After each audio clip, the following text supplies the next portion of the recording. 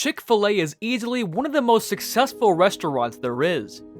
The very first one opened in 1967, and this is hard to believe, but every year since then, their sales have been higher than the year before. I'm talking about more than 57 consecutive years of sales growth leading to 2023, when their US system-wide sales reached $19 billion, which placed them behind only Starbucks and McDonald's. And that is not even the most impressive part.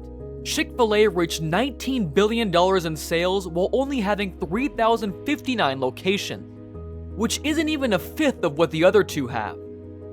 Some quick math, $19 billion in sales divided over 3,059 restaurants means they sold about $6.2 million at each one. That average is higher than McDonald's or Starbucks or any other restaurant in the country. For heaven's sake, Subway had almost 10 times the locations and sold less food overall. When you think about it, it makes sense because those Chick-fil-A locations tend to be way more crowded than any of those other restaurants. And I want to talk about why that's the case. Chick-fil-A does a lot of things differently from the others. So I've identified 5 factors that separate them from the rest of the industry, and have likely contributed to their growth and success. Before we continue the video, please support the channel by hitting the subscribe and like button, and also share the video. Thanks for watching. First off, I need to talk about the founder, Truett Cathy, because I think the results prove that he was a pretty good businessman. He was famously driven by his religion as far as charitable efforts and the principles that he used to run his business. He taught Sunday school. For over 50 years, he's been active in establishing scholarships and finding homes for foster children. Actually, Chick-fil-A has always been a private company partially, because he felt public investors probably wouldn't approve of all this charity. Before he died in 2014, he even made this contract with his children, saying they could sell the business, but they could not make it public, neither of which they have done. See, going all the way back to when he was 8 years old during the Great Depression, Truett Cathy was finding ways to earn money for his family by starting his own little businesses. He is from Atlanta, where the Coca-Cola company is headquartered, so he would buy these 6-packs of it for $0.25 and then hustle to sell bottles for $0.05.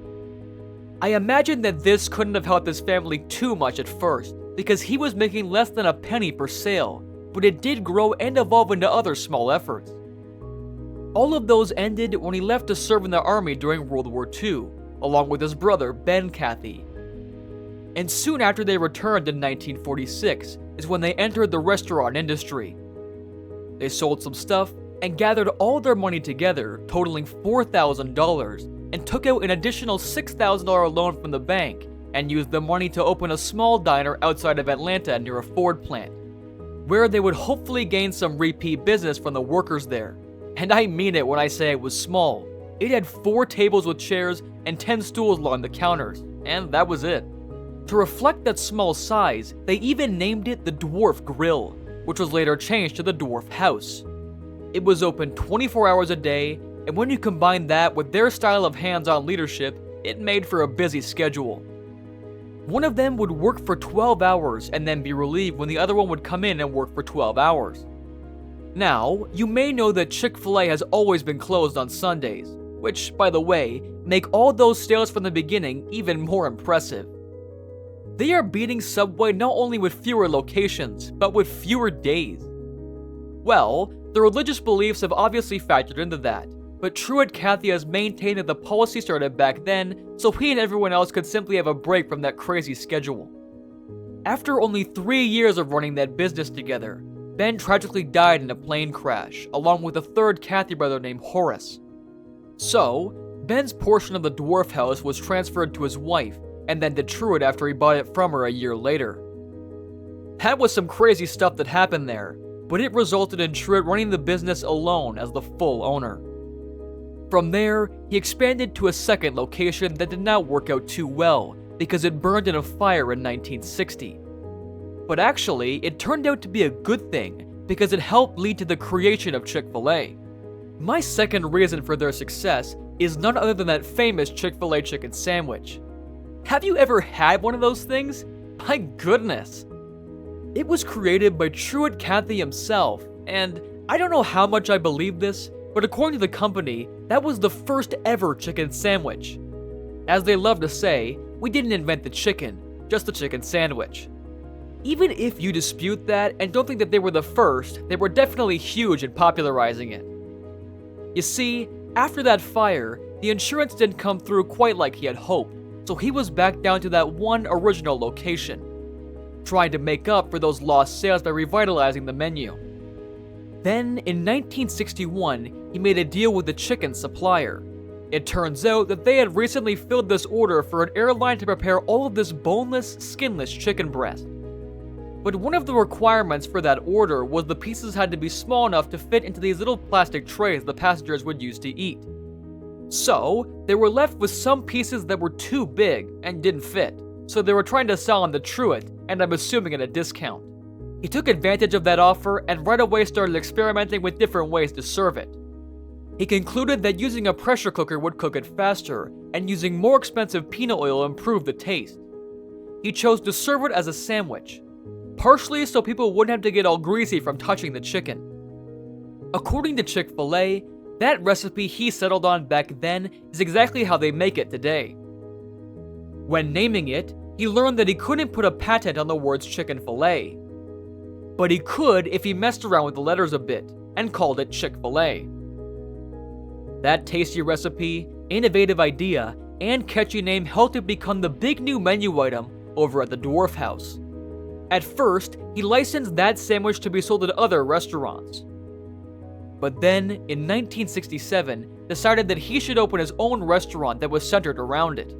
The first actual Chick-fil-A restaurant opened at the Greenbrier Mall in Atlanta, Georgia. Leading me to my next reason behind their success: slow expansion with little to no debt. If you watch this channel, you're probably nodding your head right now in relief. Because how many times have I talked about companies going into debt to expand too fast and it all came crumbling down? Today, I believe they become one of the few companies that don't carry any debt, but they've always kept it low. In the 1970s, Truett Cathy declared that new restaurants would be opened mostly using their own profits, a strategy that was complemented by their other strategy of opening restaurants only in shopping malls. I mean, they operated for almost 20 years before they had any freestanding locations. The ones in malls tend to be smaller and cheaper, so they require less money to open. Chick-fil-A was among the first restaurants to use this mall strategy in the 1960s. And then by the 1980s, when it became more competitive, they were large enough to effectively expand using freestanding locations, which quickly became the majority of them. My next reason is something that you may be expecting to hear: friendly employees and customer service. If you know of a restaurant with a friendlier environment than Chick-fil-A, I'd like to hear it, because it's almost unnatural how friendly they are. You may have noticed this, but they're instructed not to say you're welcome, but instead say, "my pleasure." That phrase and the overall positive attitude were emphasized by Truett Cathy himself, to a point where it's become part of their identity. It's pretty simple. Customers want to be in that environment, so they keep coming back, leading to high sales and packed restaurants. Those employees are able to stay so chipper partially because they seem to be happy to work there. They get unusual benefits, like scholarship opportunities, and compared to the rest of the industry, they keep their jobs much longer.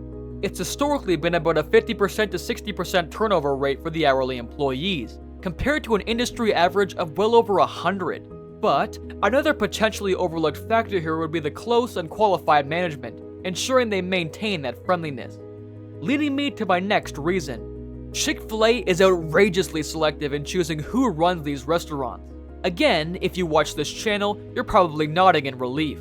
Too many times have we seen that when a restaurant gets too obsessed with opening new franchises, it becomes dangerous, because they start accepting anybody to fill those spots, and the quality of the franchisees ends up getting lower and lower. Because Chick-fil-A has spent over 50 years on this slow and steady approach, they've always been able to be pickier, and in fact, they do the whole thing differently here. If you want to open a franchise of pretty much any of these fast food restaurants, you basically had to be rich to even be considered. You gotta be willing to pay tens of thousands of dollars and have an overall net worth of hundreds of thousands of dollars.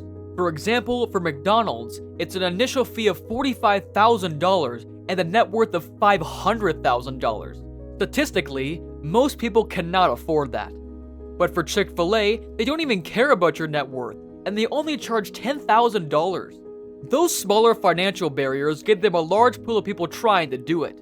They say it's something like 60,000 applications every year.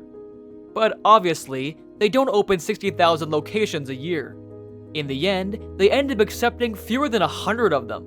That is an acceptance rate of below 0.17%, one of the lowest you'll ever see for any application. They weed out thousands of people with interviews and essays, and by the end of it, they end up with some pretty good people. And they want them to be really hands-on and present in day-to-day activities as well. So they can ensure the restaurant is clean and the employees are friendly to customers. The company tries to ensure this by rejecting anyone who appears to be looking for what they would consider a passive investment, but also by not allowing them to manage more than 1 or 2 locations. And I use the word manage instead of own because unlike most franchisees, they don't have any actual ownership in those locations. Chick-fil-A pays for them and retains ownership, which is why they're required to have a lower financial investment. It's a different system, with pros and cons on both ends, but it's proving to lead to more passionate and involved managers, which in turn seems to lead to better maintained restaurants. When looking at my list, these 2 reasons stand out. They are related to each other and make me believe that Chick-fil-A is both a sturdy, well-maintained company. Before I end the video, this has to be mentioned. And I'm pretty sure many of you know what I'm about to say.